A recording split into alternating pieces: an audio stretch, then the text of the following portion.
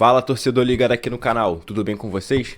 Aqui eu trouxe novidades, informações de bastidores, mercado da bola, transferências, análise de jogos e tudo mais. Aqui você não perde nenhuma notícia sobre o time e aqui você vai ficar por dentro de tudo que acontece no seu time. Mas antes de tudo, já peço que você deixe seu like, se inscreva no canal, ative também o sininho para não perder nenhuma notificação e lembrando que durante o vídeo vão passar alguns produtos aqui, esses produtos têm um precinho especial para você, torcedor, que chega aí no conforto da sua residência. Então, sem mais delongas, vamos acompanhar, vamos reagir juntos às novidades do seu time. Mas antes de tudo, já peço que você deixe o like, se inscreva no canal e bora pro vídeo. A diferença foi de um gol só. É. Poderia ter sido mais. Pelo volume de jogo do primeiro tempo, poderia ter sido mais. Mas aí, volto a lembrar, assim, de quem não está acostumado com o futebol brasileiro. O Cruzeiro foi um adversário que só engrandeceu o Flamengo. Sim. Se a gente tivesse falado aqui de um 3-0, não sei o quê, e até esquecer contra quem jogou e tal, o tom era outro. Seria um tom de facilidade. E acho que a própria entrevista do Fabrício Bruno...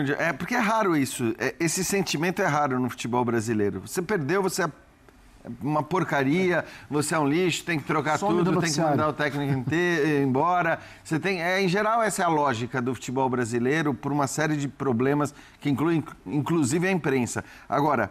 Nesse caso, me parece que essa sua sensação e essa sua impressão, ela foi corroborada até mesmo pela entrevista do Fabrício Bruno, né? Que saiu de alguma maneira... Primeiro tempo não jogando. Ele usou o termo cabeça alta, né? Quer dizer assim... Cabeça erguida, exato. A torcida do Cruzeiro, acho que tinham 4 mil torcedores do Cruzeiro no Maracanã. Terminou o jogo, aplaudiram, cantaram o hino do clube, eles entenderam. Cara, e é isso que tem que ser, cara. Você foi eliminado para o Flamengo no Maracanã. E tudo bem, ainda que o primeiro tempo tenha sido, de fato, um massacre do Flamengo, o Cruzeiro volta massacrando por 15 minutos apenas, chega ao gol de empate e, repito, estava bem, depois que fez o gol de empate, ainda continuou, só que aí é isso, você toma um gol do Flamengo, porque qualquer brechinha, o Flamengo vai lá e com a sua qualidade faz o gol e ali acho que meio a coisa desmontou. Mas, de maneira geral, olhando para os 180 minutos, o Cruzeiro tem mesmo que sair com essa sensação de que, assim, sou o favorito para a Copa do Brasil e no Brasileiro tá difícil, mas enfim... Mas dá para terminar ali terceiro, entre os 4. Vale lembrar o gol que o Jorginho salvou, né? Sim. Antes do gol Tem do isso, né, Gelson? Aquilo foi um gol do Jorginho, rapaz, impressionante. O gol dele. Não dá para dizer se foi ou não.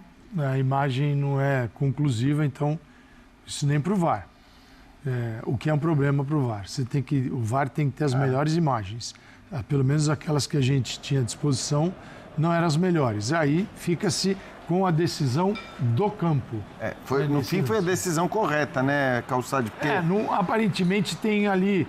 Se você tiver 1 centímetro em cima da linha... Então, a minha visão é que não foi gol. Eu não estou falando nem pela imagem. Eu não estou nem falando pela imagem, porque, de fato, a imagem daquela câmera, ela não está em cima da linha, né? Ela não está exatamente na linha do gol para você dizer, a bola apareceu inteira. Agora, o meu ponto é, o assistente não deu o gol. Disse que não entrou. Se o assistente não deu o gol, o VAR não pode, a partir dessa imagem aí...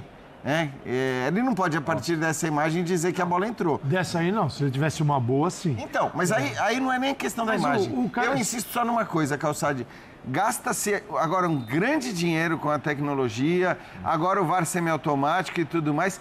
O gol é algo tão fundamental e tão decisivo num jogo que custa... Tem que ter a câmera ali dentro. Não é câmera. Custa você usar a tecnologia do chip na bola, que treme o relógio. Que andar pra frente. Isso aí já é uma das tecnologias mais antigas. Vamos aguardar, mas não vai ser nesse momento. No olhômetro... Só para lembrar que essa tecnologia, Premier League 18-19, ela foi decidida por uma bola que foi...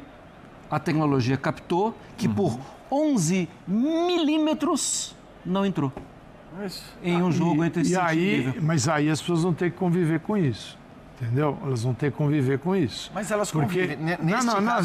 Reclama-se de tudo. Esse gol aí, assim, eu digo outras situações. Isso tinha que ser gol. Porque é o seguinte, quando vem uma imagem, quando surge o semiautomático, e aparece um bico de chuteira, a gente é obrigado a aceitar, porque existe uma tecnologia. Perfeito. E sempre é assim.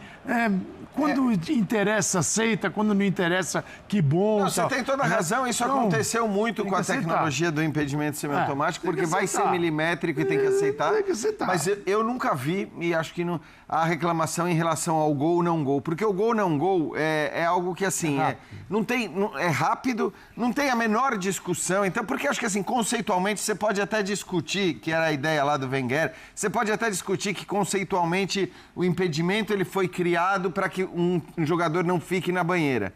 Então, na hora que você fala, mas isso aqui eram as tais linhas engrossadas da Premier League, que eu adorava. Mas tudo bem, eu não vou entrar nessa questão. Sempre vai sair um... Não, sim, mas o gol ou não gol, não. Se a decisão vai ter um reclamão. Se a decisão for uma linha grossa, se a decisão for uma linha fina, se a decisão do impedimento o jogador tem que estar com o corpo todo à frente, não importa a regra. Sim, sempre haverá milímetros decidindo. Mas o gol ou não gol, ninguém reclama. O gol ou não gol, ninguém reclama. É que eu sei que por essas imagens que a gente viu... contra o time dele, pô. Como é que é, Jailson? Repete. Por ocasião. O torcedor vai querer o semiautomático e tal quando for a favor do time dele. Aí o time acaba perdendo por... Eu tô plenamente de acordo com vocês. E eu tenho certeza... Um gol de diferença com esse biquinho da chuteira, o cara, que semiautomático, por que você colocar esse É isso, mas esse discurso vale para impedimento e não vale para o gol. E outra coisa que ninguém reclama, nunca ninguém discute. A gente viu 3 imagens aqui. Teve do Japão. Tenho certeza que o torcedor do Cruzeiro... o torcedor do Cruzeiro viu a bola dentro do gol na imagem de trás do gol, porque o ângulo não favorece. Então é o seguinte, tem que ser exatamente uma câmera próxima, muito na linha, qualquer desvio de eixo te dá uma outra percepção e a câmera que aparece de trás do gol parece que foi gol. Você lembra daquele lance do Japão? Que a bola, eu não me lembro nem que jogo era, mas era a Copa do Mundo retrasada, em que eles pegaram o momento... Quer dizer, a partir do chip na bola... Japão e Alemanha. Era Japão e Alemanha, isso. Que eles captaram o momento em que a bola tinha sofrido o impacto do chute. E aí acusava deformação. Exatamente. Aí eles congelaram a imagem para ver se a bola naquele momento estava dentro ou fora. Eu só queria falar uma coisa que é uma lenda no mundo do futebol. Uma lenda, né? Mas assim, a gente ainda fala. O assistente não está vendo nada. Nada. O campo tem 68, menos no Paraguai. Porque o Paraguai, Palmeiras jogou com 64. O campo tem 68. O meio do gol é 34 metros. Você acha que o cara que está na linha, com a bandeirinha... Tem jogador no meio do caminho, tem uma trave... Primeiro que nesse lance o assistente não conseguiu chegar na linha de fundo ainda. Se ele não está na linha de fundo, ele não pode abrir a boca para nada, porque ele está com outro ângulo de visão. Então, assim, quem está ali não está vendo nada. E nos gramados atuais, ainda são os gramados, eles são retos. Porque os gramados com outra drenagem, que é espinha de peixe, que é aquela drenagem que você tinha, o meio do campo é mais alto, e aí ele vai baixando para as laterais. Por quê? Para a água escorrer. Então, a hora que você olhava na lateral, isso para quem vivia dentro de campo, né? Você olhava, o campo fazia assim, ó. No Morumbi era assim, fazia assim, ó. Lá no alto, no meio de campo, você não enxergava o outro lado. Por quê? Porque o outro lado era baixo e o meio de campo era uma montanha. Você não enxergava do outro lado. Então, assim, quem está vendo pela televisão não sabe nada disso. Nada disso. Então, o campo é outro mundo. É outro mundo. E eu só falar de... Acho que Leonardo Jardim, ele vai ser cobrado para definir qual é o estilo de jogo. E eu acho que ele vai ter alguns. Ele não vai ter um. Porque, assim, com o Jorge Jesus que era carimbado, com o Felipe Luiz tinha variações, mas ele tinha. E o Flamengo, você não basta vencer, você tem que jogar bem. A expectativa do Flamengo é jogar bem. Jogar bem e vencer, não só vencer. Só lembrando uma coisa, não pode ser assim tão pragmático. Ele é um técnico que gostava muito da transição rápida, com bastante qualidade. Os times que mais fizeram sucesso deles foram times que jogaram dessa forma. Por isso ele queria o Flamengo ele vai fazer mais coisas do que isso. Por isso ele queria o Caio Jorge. O Caio Jorge ele já trabalhou com um cara chamado Mbappé. Por isso que o nosso Jailson já falou aqui, o André Kifuri também, que o Leonardo Jardim, nesse caminho, ele deu uma filipada, né? chegou um pouquinho mais próximo daquilo que o Felipe Luiz fazia, que os jogadores se sentem à vontade com isso. E tudo bem. Não é tudo bem, é obrigação. O técnico tem que tirar o melhor possível dela. Demorou. Tem gente trazendo até a informação que alguns jogadores se reuniram com o Leonardo Jardim para conversar, não é treta, não é porque não gosta do treinador, não é nada disso. Tem nada a ver que não gosta do treinador, que vai se incomodar, nada disso. Conversa, normal, papo e tal, né? Do que pode fluir mais e tal. E que o Leonardo Jardim foi super receptivo a esse papo e tal, e que as coisas andaram nesse sentido. Ô, Jailson, eu tenho que te liberar. Até pelo estilo de jogo, né, William? Exatamente. Eu tenho que te liberar. Você não vai ver o Jorginho correndo para trás, né? Exatamente. Mas para fechar contigo e para a gente ouvir o Leonardo Jardim, queria te ouvir só sobre o futuro do Cruzeiro. O futuro imediato do Cruzeiro, porque você vê, torcida reconhecendo o esforço, que foi pau a pau, que foi um baita jogo, claro, pau a pau. O primeiro tempo foi uma máxima, depois o Cruzeiro voltou melhor no começo do segundo tempo, equilibrou ali, foi um jogo bom de se assistir. Está vendo o progresso da equipe, que a coisa de 3, 4 anos estava lá na Série B, tudo que já aconteceu, o investimento que aconteceu, e um trabalho de um treinador que está dando resultado. Tem um caminho, tem um norte com esse cara aí, que é o Arthur Jorge, que é muito bom treinador. Então eu queria que você, assim, o que fica para o Cruzeiro desse confronto aí, olhando para frente, sendo que tem brasileiro, vai ser difícil conquistar o título, mas tem a Copa do Brasil também.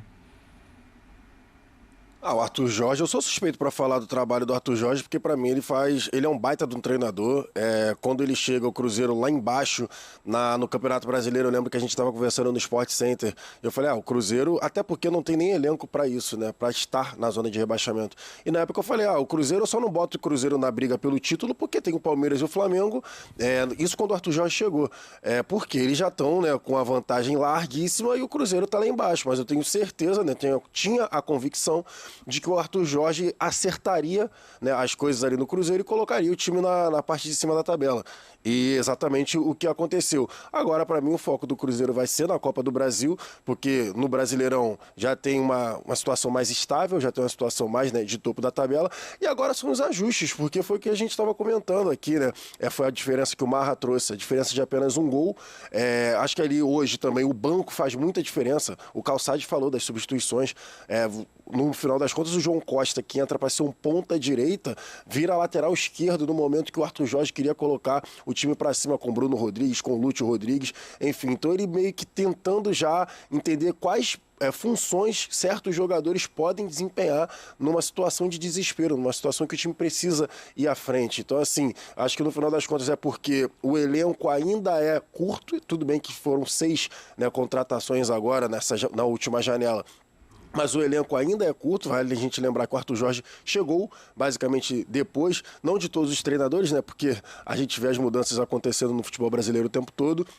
Mas acredito que fique de lição, né, já para a próxima temporada, né, nem lição, mas vai ficar de apoio mesmo para o Arthur Jorge, que ele vai conhecer ainda mais esses jogadores para brigar na parte de cima da tabela. Aí sim, uma possibilidade de brigar diretamente com Palmeiras e Flamengo, por exemplo, pelo Campeonato Brasileiro, mas eu acho que o foco agora vai ser na Copa do Brasil, e até por isso que o Fabrício Bruno reconheceu, a torcida do Cruzeiro, que cantou muito aqui hoje no Maracanã, também reconheceu que o time está se ajustando, mas é porque no final das contas pegou um dos favoritos para o título da Libertadores e acabou ficando pelo caminho. Esse momento que vocês têm conversado também, você como um dos capitães. Eu acho que esse grupo sempre no momento decisivo se fortalece muito. Em momentos que quando tem um pouquinho de crise, a gente já conhece como que é. E é quando a gente mais demonstra que temos jogadores muito experientes, muito qualificados, que podemos fazer a diferença. Hoje fizemos um grande jogo, todo mundo, quem começou, quem entrou depois, poderíamos ter feito mais gols, mas como eu falei recentemente, o mais importante era a classificação. Mais uma vez, lei do ex, mais uma vez, lei do ex. Sim, feliz por ganhar, principalmente por ser um time que eu respeito e tem um carinho muito grande, mas hoje é um jogo muito decisivo para nós. Acho quão viável é esse nível de intensidade do jogo que o Flamengo impôs nesse primeiro tempo para os próximos jogos da temporada? O seu papel, o papel do Pedro, dá para o torcedor esperar mais atuações desse nível de intensidade no primeiro tempo? E a gente sempre tenta entrar para ganhar. Hoje, como eu falei, fizemos um grande jogo contra um grande rival. Temos que continuar trabalhando. Temos muita coisa ainda para melhorar, mas estamos no caminho certo. Casco, só uma última pergunta aqui rapidinho. Vocês seguem vivos na Libertadores e também no Campeonato Brasileiro. Queria saber como é para vocês, assim, vocês já estão acostumados com isso no Flamengo, mas, assim, disputar títulos pelo Flamengo em mais uma temporada, tanto a Libertadores como o Campeonato Brasileiro, como é que vocês estão enxergando isso dentro do elenco? O Flamengo te permite isso todo ano, você brigar por coisas importantes. Estamos de novo aqui em agosto, em 2 competições muito importantes, um prestígio muito grande, então temos que continuar com o pé no chão, continuar trabalhando. A gente sabe que tem que... Essas foram as notícias de hoje, torcedor. Deixa o like, deixe de novo aqui a sua opinião nos comentários, o que você achou disso e tudo mais, de onde você está falando. Essas foram as notícias de hoje e até a próxima com mais novidades. Valeu!